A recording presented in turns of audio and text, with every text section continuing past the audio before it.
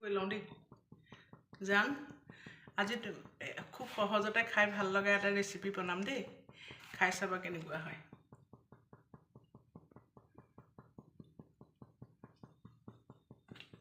অধিক তেল ব্যৱহাৰ নকৰোঁ স্বাস্থ্যৰ পক্ষে ভাল নহয় যে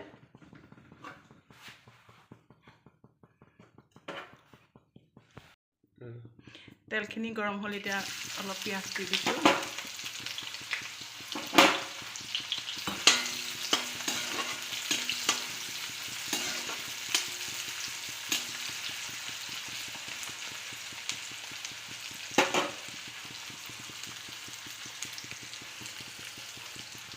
অকণমান শুকান জলকীয়াও দি দিছোঁ ইয়াতে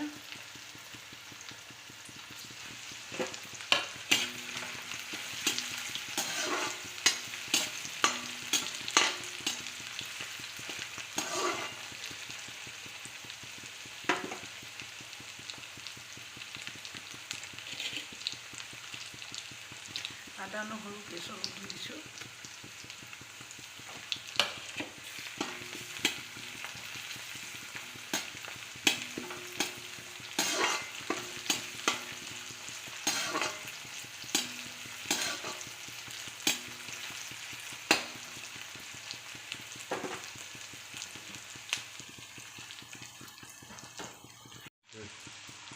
পিঁয়াজখিনি ভালকৈ হোৱাৰ লগে লগে ইয়াত মই এনেকৈ বাকলি গুচাই থোৱা ডিমকেইটা দি দিছোঁ এতিয়া অলপ লৰাই আছোঁ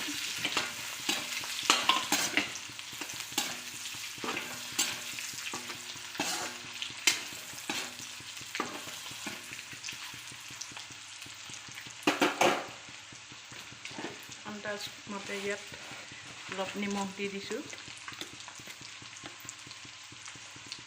স্বাদ অনুযায়ী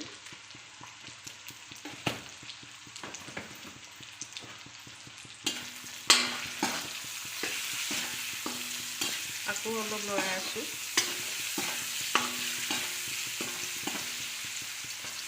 হাতাৰ আগটোৱে ডিমকেইটা অলপ ভাঙি দিছোঁ ভাঙি নহয় আচলতে আগ হ'বলৈ দিছোঁ যাতে ভিতৰলৈ নিমখ আৰু তেল সোমায়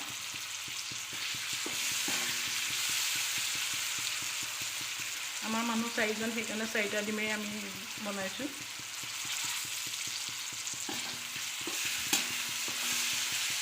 ইয়াতে লগতে অলপ হালধি দি দিছোঁ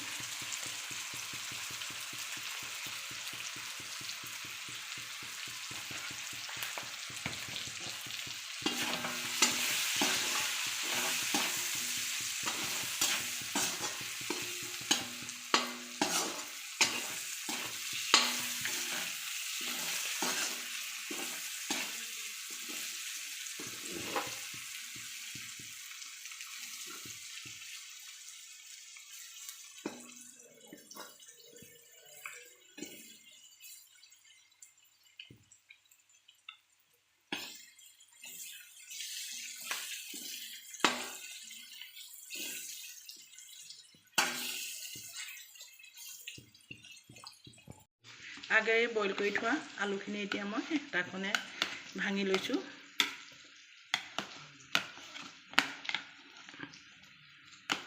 আপোনালোকেও হেতাই পায় চাফা কৰি হাতখন লৈ যেনেকৈ হাতেও পাৰি হাতখন চাফা কৰি লৈ মই হেতাই কৰি ল'লোঁ সুবিধা অনুযায়ী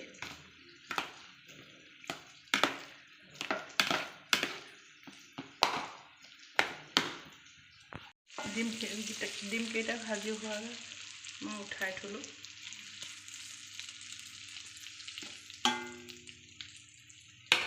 ইয়াতে মই আগেয়ে কাটি থোৱা অলপমান বিলাহী দি দিছোঁ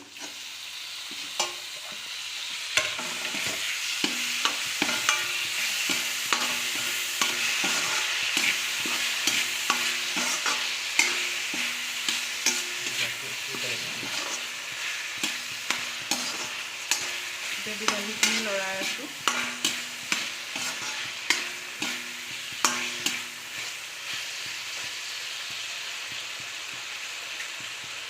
ভালকৈ সিজিবলৈ অকণমান সময় এতিয়া আকৌ অকণমান লৰাই দিছোঁ আগেয়ে কেইটামান মটৰ গুটি থৈছিলোঁ, দিবলৈ পাহৰিছিলোঁ, এতিয়া দি দিছোঁ লগতে।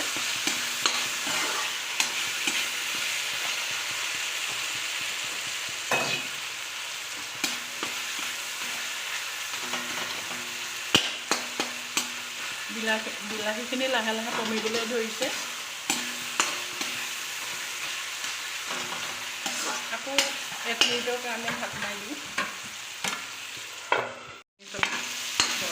এতিয়া বিলাহীখিনি ধুনীয়া হৈছে, আপোনালোকে দেখিছে কালাৰ আহি গৈছে, মটৰ গুটি কেইটাও সিজিছে।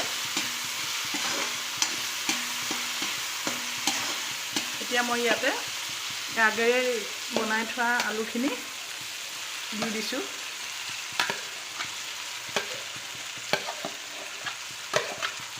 আকৌ লৰাই দিওঁ,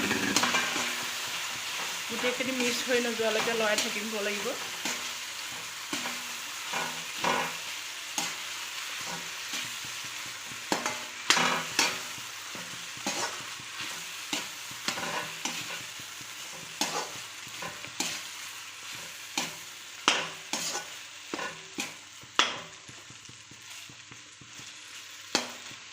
ইয়াতে মই চেণ্টৰ কাৰণে অকণমান জালুক গুড়ি দি দিছোঁ।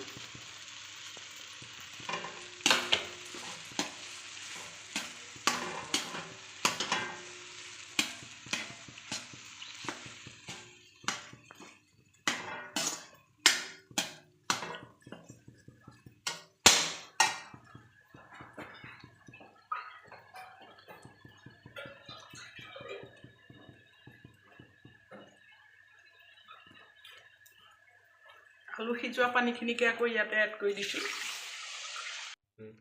এয়া চব ধুনীয়া কালাৰ আহিলে, এয়া হৈ গ'ল। এয়া এতিয়া হৈ গ'ল। এতিয়া মই গেছটো অফ কৰি এইখিনি বেলেগ এটা পাত্ৰলৈ কাঢ়ি পেলাওঁ। এতিয়া মই এইটো বাচনলৈ কাঢ়ি দিছোঁ। দেখিছেনে কিমান ধুনীয়া হৈছে।